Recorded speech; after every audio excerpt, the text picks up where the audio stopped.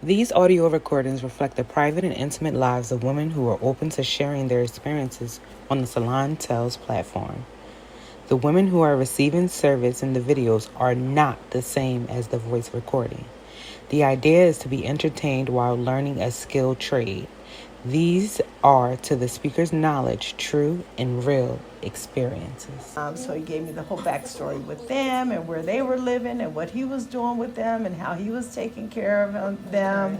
And, he told me about his parents, his siblings, his best friend. And so I looked at my calendar just as we were talking. I literally booked a flight while we were on the phone. I realized, first of all, that I had 6 nights off from work, and I asked him if I'd book a flight and a hotel room, could he get a car and come pick me up from the airport. Aww. And he said yes, he could do that. And I was like, can you get off work the whole time that I'm there? He was like, yes, I can arrange that.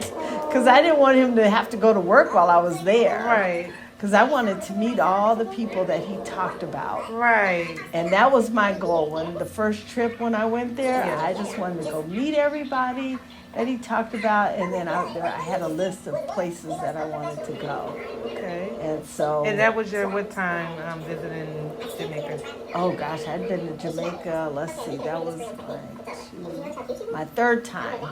Third time's the charm. Or fourth time, actually fourth time. Okay. That was my fourth time, yes, fourth time going to Jamaica.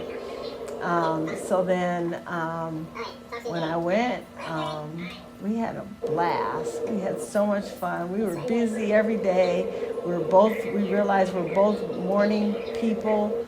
We're early risers, so we get up literally before the sun rose. And we were up and dressed and ready to hit the road.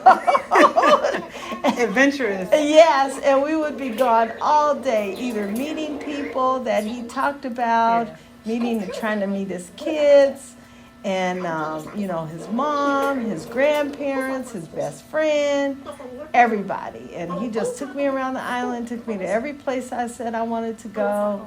I felt safe and secure. I didn't feel like he was trying to put me in harm's way or put me in a situation where I felt like I was threatened or going to be in trouble. Yeah, so, he turned out to be a very, very nice guy. So, needless to say, I made 7 trips. 7 trips? And when did he finally come to the U.S.? He finally came to the U.S. So when we decided we were going to get married, it was before Easter of 2010. Okay. So we hadn't even known each other a full year. So wait a minute. So you took about 7 trips? I took 7 trips between the first time I met him to the time he came to the U.S. Yes.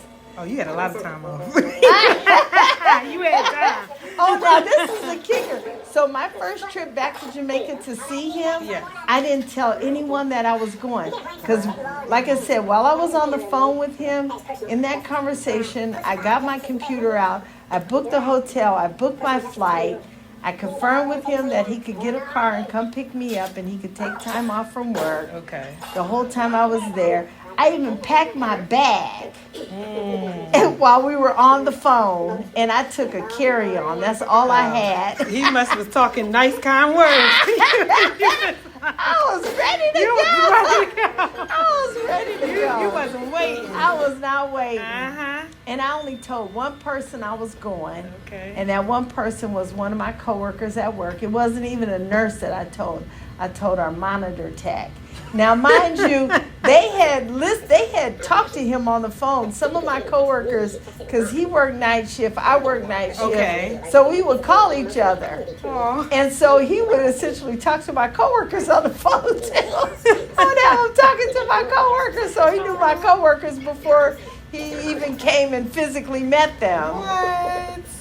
So anyway, I told Jeanette that I was going down there, and I gave her his phone number, his address. I told her what hotel I was staying at. I said, so if I come up missing, at least you know. At least I got one person that knows. Yeah. So it was funny because this first trip we had so much fun.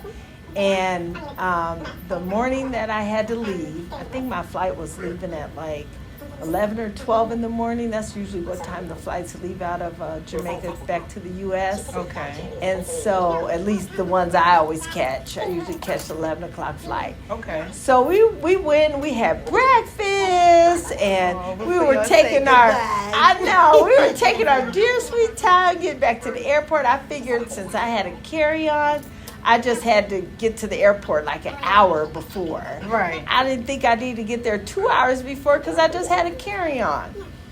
Well, I get to the airport, and I get to the desk, and the lady tells me, she's like, I'm sorry, but I can't allow you to board my plane.